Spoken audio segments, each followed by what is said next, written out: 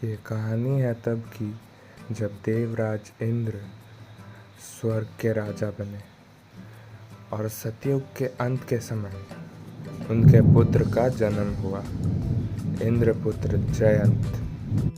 जब भारतवर्ष की भूमि से श्री राम, सीता जी और लक्ष्मण जी वनवास को निकले थे, तो फिर जब एक दिन चित्रकूट पे सीता जी और राम जी विश्राम कर रहे थे, तो एक कौवा उनके पास आता है और सीता जी के पैरों पे अपनी चोंच से मारता है और फिर उड़ के चला आता है।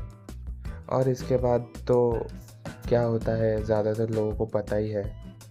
जयंत पे श्री राम ने अपने एक ऐसा दिव्यास्त्र छोड़ दिया था जिसके वजह से वो तीनों लोकों में जाकर भी कहीं बचा नहीं, और अंत में केवल श्री राम के पास लौट कर आया, जिससे उसके प्राणों की रक्षा हुई। लेकिन जयंत की कथा इतनी ही नहीं है, उसकी ज़िंदगी में ये उसका इकलौता कलंक था जो उसके प्रेम ना पाने की वजह से उसको करना पड़ा।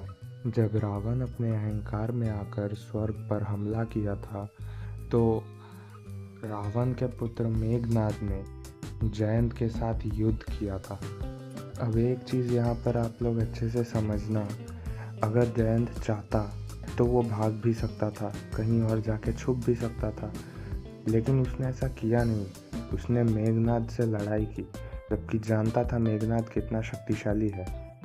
तो युद्ध में रावण के पुत्र ने जयंत को मूर्छित कर दिया और जयंत के नाना श्री ने तुरंत ही उन्हें उठा करके सबकी नज़र बचा करके वहाँ से भाग गए और जयंत को बचाने के लिए समुद्र के नीचे छुपा दी। सोर्स उत्तर रामायण। स्कंद पुराण असुर कांड के अनुसार एक बार शूर्पदमन नाम के एक असुर ने जयंत पर आक्रमण किया, जिसमें जयंत हार गया था। एक बार पारिजात पुष्प की चोरी के दौरान जयंत का युद्ध श्री कृष्ण के पुत्र प्रद्युम्न से हुआ था, जहां पर जयंत हार गया था। ऐसे ही कई बार जयंत को हार का सामना करना पड़ा था, कभी श्राप से तो कभी युद्ध में।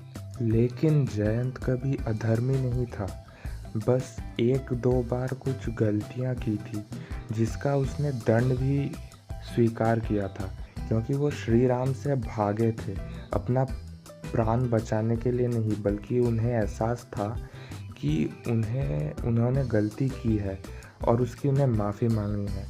अगर सच में जयंत अधर्मी और डरपोक होता तो रावण और मेघनाद के साथ हुए युद्ध में भी वो भाग जाता, अपनी जान का उसे परवाह होता तो। लेकिन वो भागा नहीं, क्योंकि उसे अपने जान का डर नहीं था, वो बस कि नियति में बुरा फंस गया था।